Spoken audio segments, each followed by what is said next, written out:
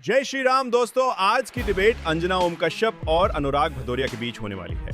आज आया था अनुराग भदौरिया बीजेपी पे निशाना साधने, लेकिन जनता ने ऐसे ऐसे तथ्य और सवाल रखे कि हरे कुर्ते की बोलती बंद हो गई। डिबेट के दौरान हरे कुर्ते ने बार बार मुद्दा घुमाने की कोशिश की, लेकिन जनता ने उसे हर मोड़ पर तर्क और सच्चाई से घेरा। डिबेट का अंतिम पल और भी खतरनाक होने वाला है। चलिए देखते हैं डिबेट में आगे क्या होता है, और साथ में अच्छी लगे तो लाइक और कमेंट जरूर करना। चैनल पर पहली बार आए हैं तो सब्सक्राइब करना ना भूले। धन्यवाद। चलिए शुरू करते हैं। उत्तर प्रदेश की जब बात होती है तो योगी राज में कानून व्यवस्था की भी बात होती है। हाँ। क्या वजह है कि आप लोगों को बार बार अफजाल अंसारी को टिकट देना पड़ता है? हाँ। कभी बीएसपी से चुनाव लड़ता है, अब इस बार समाजवादी पार्टी से आपने उनको टिकट दे दिया है। हाँ। गाजीपुर आज मैं गई थी और लोग कह रहे हैं कि कलम और कट्टे के बीच की जंग है, बीजेपी के उम्मीदवार वहां पर लेखक है। इस सवाल का जवाब दीजिए कि क्या माफिया को पालने पोसने की बीमारी समाजवादी पार्टी की जाएगी नहीं? मैं अंजना जी एक सीधा सवाल पूछता हूं, आप बताइए कि भारतीय जनता पार्टी ने जिनको टिकट दी है या जो विधायक भारतीय जनता कितने परसेंट है जिन पे आपराधिक मुकदमे? ये जवाब है। मैं बता अफजाल अंसारी पे जवाब दीजिए। अफजाल अंसारी पे कौन सा, सुने कौन सा आपराधिक मुकदमा जरा आप बताइए ना। किसी को भी अपराध, सुनिए, पुलिस बोल देगी अपराधी है, भारतीय जनता पार्टी पे महिलाओं का आरोप लगेगा, पहलवान महिलाएं घसीटी गई हैं, आरोप लगा है। क्या क्या भारतीय जनता पार्टी ने, पूछना चाहता हूं, क्या क्या भारतीय जनता पार्टी ने?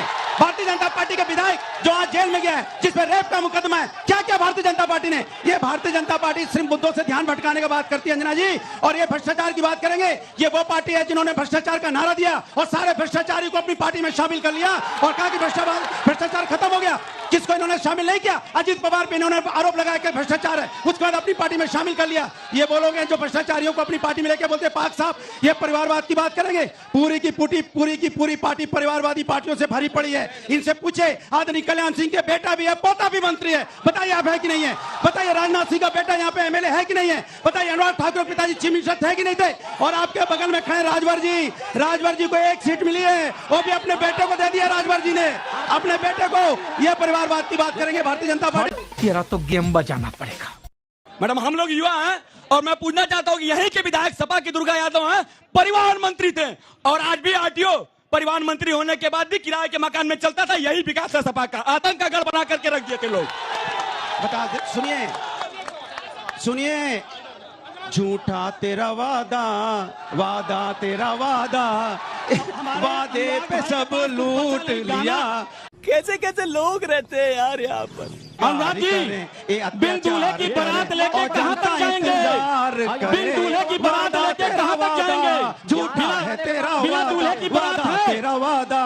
इनके वादों पे कौन इंतजार करेगा? ये झूठे वादे करने वाले लोग सिर्फ इंतजार करने के लिए कहते हैं वादा, झूठे वादे, झूठे वादे। बिन दूल्हे की बारात लेके चलने वाले लोग हैं। अगर आज बिना दूल्हे की बारात कैसी होती है? यूनिवर्सिटी समाजवादियों ने मैं समाजवादी से ये पूछना चाहती हूँ कि हम महिलाओं की सुरक्षा के लिए वो लोग आज तक उन्होंने कुछ नहीं किया। यहाँ पर हमारे घर के पास एक कोचिंग है जो शाम 6 बजे बंद हो जाती थी, लेकिन जब से निरहुआ जी, दिनेश लाल यादव जी को बनाया गया है सांसद यहाँ से, वो कोचिंग आज 9 बजे रात तक खुली रहती है। आज तक यहाँ पे लड़कियों बेटियों महुआ की क्या जरूरत है?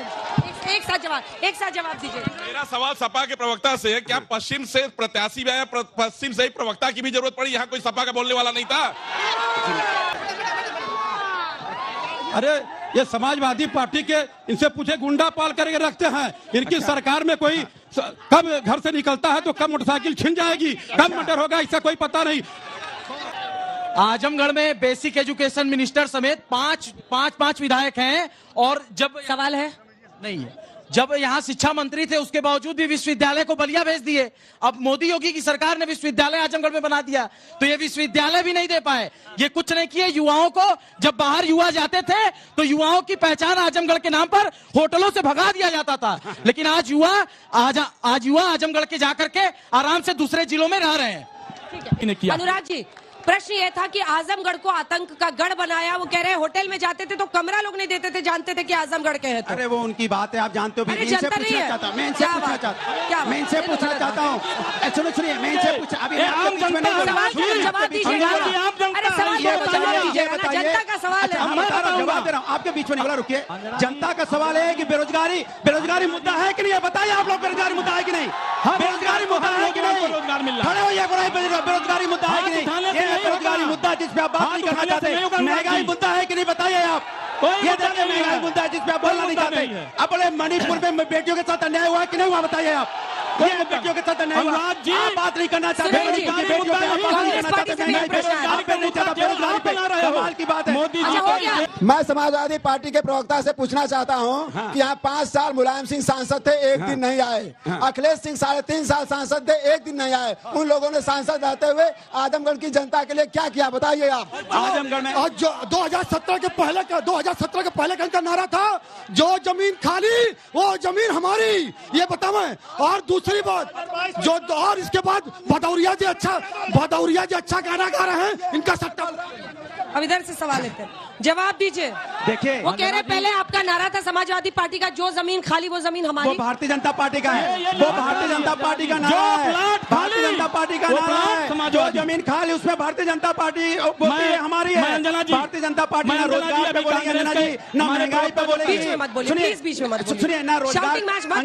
अंजना जी कमाल की बात देखिए, बीजेपी के लोग ना महंगाई पे बोलना चाहते हैं, सांप सूंघ जाता है इनको, ना बेरोजगारी पे बोलना चाहते हैं, सांप सूंघ जाता है इनको। ये सवाल है हमारा कि आज महिलाओं की सुरक्षा की बात आप करते हैं। आप उस समय कहाँ थे जब महिला बिल फाड़ के संसद में फेंक दिया जाता था? लेकिन वो नरेंद्र मोदी जी जो 33% आरक्षण महिलाओं को दिए हैं। और आपकी Anjana, can I respond? Anjana ji, मेरा प्रश्न समाजवादी पार्टी के प्रवक्ता भदौरिया जी से है।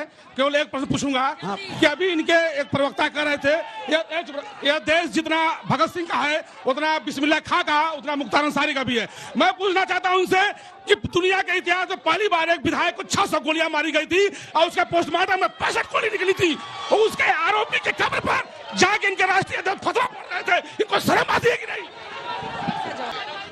समाजवादी पार्टी के भदौरिया साहब से ये पूछना चाहता हूं कि जब से इनकी पार्टी बनी है केवल यादव को अध्यक्ष बनाते, कभी मुसलमान को नहीं बनाए। गुड्डू चमाली को क्यों नहीं लोकसभा देने का काम किए, बैठा के उनके अपने लोकसभा।